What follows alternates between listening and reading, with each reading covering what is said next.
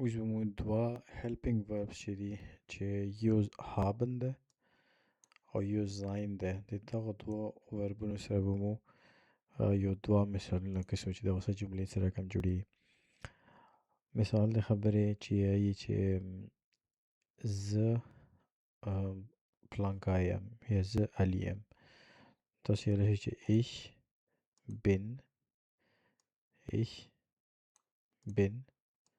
علی، یعنی زه یم بیا خپله نامه، یا ich bin Arzt، زه ډاکټر یم، یا ich bin Student، زه یو طالب علم یم.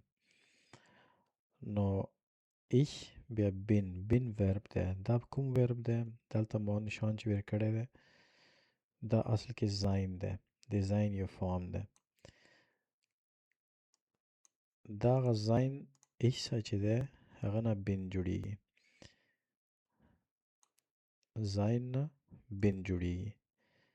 نو ich bin ich چې ده یعنی زه سره sein نه bin جوړ شو، دا ich bin.